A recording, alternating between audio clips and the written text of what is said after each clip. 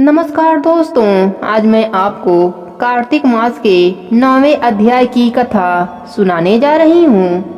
प्रेम से बोलिए राई दामोदर की जय हो। नारद जी कहते हैं, कार्तिक के उद्यापन में तुलसी के मूल प्रदेश में भगवान विष्णु की पूजा की जाती है, क्योंकि वह उन्हें अधिक प्रीति प्रदान करने वाली मानी गई है। राजन, जिसके घर में तुलसी वन है वह घर तीर्थ स्वरूप है। यहाँ यमराज के दूत नहीं आते।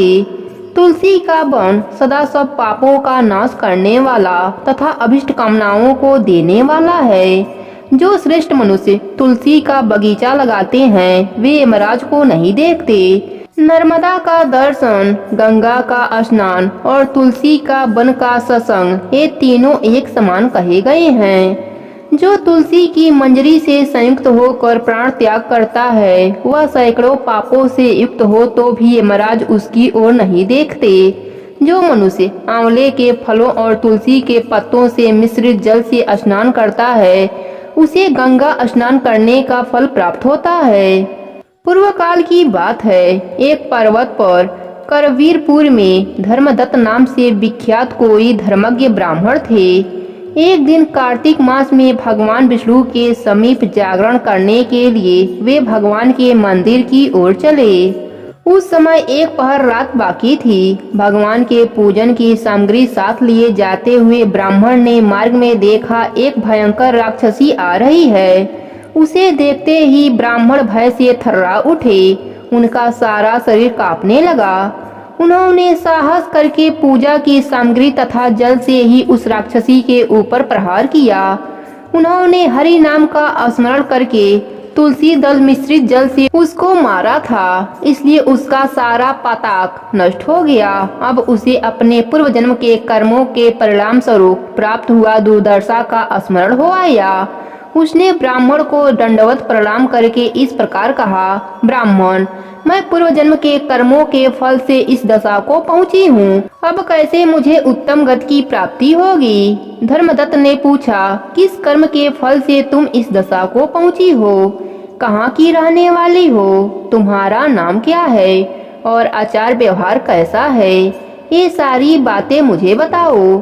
कलहा बोली, ब्राह्मण, मेरे पूर्व जन्म की बात है। सौराष्ट्र नगर में भिक्षु नाम के एक ब्राह्मण रहते थे। मैं उन्हीं की पत्नी थी। मेरा नाम कलहा था और मैं बड़े क्रूर स्वभाव वाली स्त्री थी। मैंने वचन से भी कभी अपने पति का भला नहीं किया। उन्हें कभी मीठा भोजन नहीं परोसा।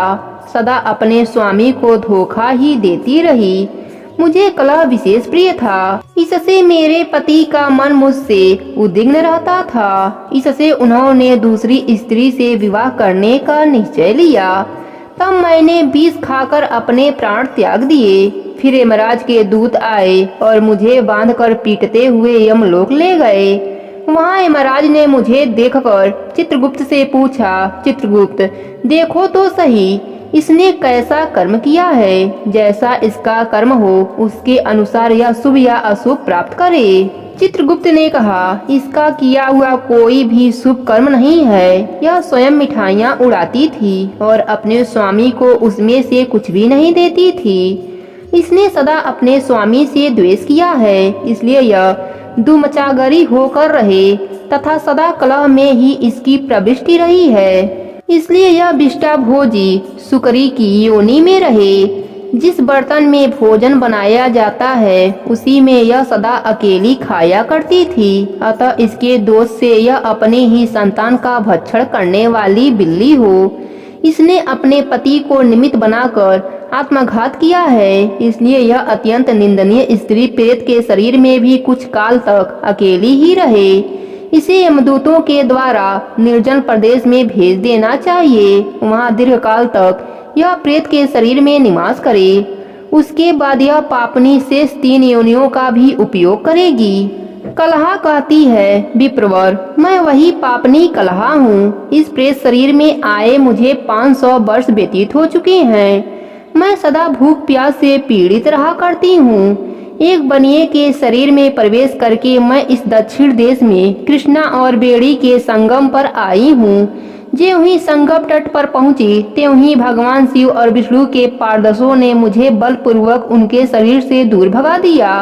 तब से मैं भूख का कष्ट सहन करती हुई इधर उधर घूम रही हूँ। इतने में ही आपके ऊपर मेरी दृष्टि पड़ी है। आपके हाथ से तुलसी मिश्रित जल का सत्संग पाकर मेरे सब पाप नष्ट हो गए। द्विश्रेष्ठ, अब आप ही कोई उपाय कीजिए। बताइए, मैं इस प्रेत शरीर से और भविष्य में होने वाली भयंकर 3 योनियों से किस प्रकार मुक्त होऊंगी। कलह का यह वचन सुनकर द्विश्रेष्ठ धर्मदत्त ने बहुत समय तक सोच विचार करने के बाद कहा, तीर्थ में दान और व्रत आदि सत्संग करने से मनुष्य के पाप नष्ट हो जाते हैं, परंतु तू तो प्रेत के शरीर में है, अतः उन कर्मों को करने की अधिकारी नहीं है। इसलिए मैंने जन्म से लेकर अब तक जो कार्तिक का व्रत किया है उसके पुण्य का आधा भाग मैं तुझे देता हूँ।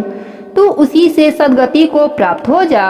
यूं कहकर धर्मदत्त ने द्वादशाक्षर मंत्र का श्रवण करते हुए तुलसी मिश्रित जल से ज्यों ही उसका अभिषेक किया त्यों ही वे प्रेत योनि से मुक्त हो प्रज्वलित अग्नि शिखा के समान तेजस्विनी एवं दिव्य रूप धारणी देवी हो गई और सौंदर्य में लक्ष्मी जी की समानता करने लगी। तदंतर उसने भूमि पर दंड की भांति गिरकर ब्राह्मण देवता को प्रणाम किया और हर्ष गदगद वाणी में कहा, द्विश्रेष्ठ, आपके प्रसाद से आज मैं इस नरक से छुटकारा पा गई हूँ। मैं पाप के समुद्र में डूब रही थी, आप मेरे लिए नौका के समान हो गए हैं। वह इस प्रकार ब्राह्मण से कह ही रही थी कि आकाश से एक दिव्य विमान उतरता दिखाई दिया। वह अत्यंत प्रकाशमान एवं विष्णु रूपधारी पारदर्शों से युक्त था। विमान के द्वार पर खड़े हुए पुष्पशील और सुशील ने उस देवी को उठाकर श्रेष्ठ विमान पर चढ़ा लिया। तब धर्मदत्त ने बड़े विस्मय के साथ उस विमान को देखा और विष्णु रूपधारी पारदर्शों को देखकर साष्टांग प्रणाम किया। पुण्यशील और सुशील ने प्रणाम करने वाले ब्राह्मण को उठाया और उसकी सराहना करते हुए कहा, द्विश्रेष्ठ, तुम्हें साधुवाद है, क्योंकि तुम सदा भगवान विष्णु के भजन में तत्पर रहते हो, दीनों पर दया करते हो, सर्वज्ञ हो तथा भगवान विष्णु के व्रत का पालन करते हो। तुमने बचपन से लेकर अब तक जो कार्तिक व्रत का अनुष्ठान किया है उसके आधे भाग का दान करने से तुम्हें दूना पुण्य प्राप्त हुआ है और इसके सैकड़ों जन्मों के पाप नष्ट हो गए हैं। अब यह बैकुंठ धाम में ले जाई जा रही है। तुम भी इस जन्म के अंत में अपनी दोनों स्त्रियों के साथ भगवान विष्णु के बैकुंठ धाम में जाओगे। धर्मदत्त, जिन्होंने तुम्हारे समान भक्ति पूर्वक भगवान विष्णु की आराधना की है वे धन्य और कृत हैं। इस संसार में उन्हीं का जन्म सफल है।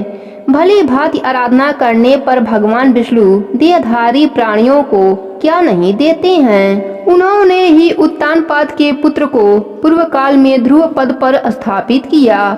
उनके नामों का स्मरण करने मात्र से समस्त जीव सदगति को प्राप्त होते हैं। पूर्व काल में ग्रहग्रस्त गजराज उन्हीं के नामों का स्मरण करने से मुक्त हुआ था। तुमने जन्म से ही लेकर जो भगवान विष्णु को संतुष्ट करने वाले व्रत का अनुष्ठान किया है उससे बढ़कर न यज्ञ है, न दान है और न तीर्थ है। विप्रवर, तुम धन्य हो, क्योंकि तुमने सदगुरु भगवान विष्णु को प्रसन्न करने वाला ऐसा व्रत किया है कि जिसके आधे भाग के फल को पाकर यह स्त्री हमारे साथ भगवान के लोक में जा रही है। धर्मदत्त और कलहा की इस कथा को सुनने से अनन्य फल की प्राप्ति होती है। प्रेम से बोलिए राई दामोदर की जय हो।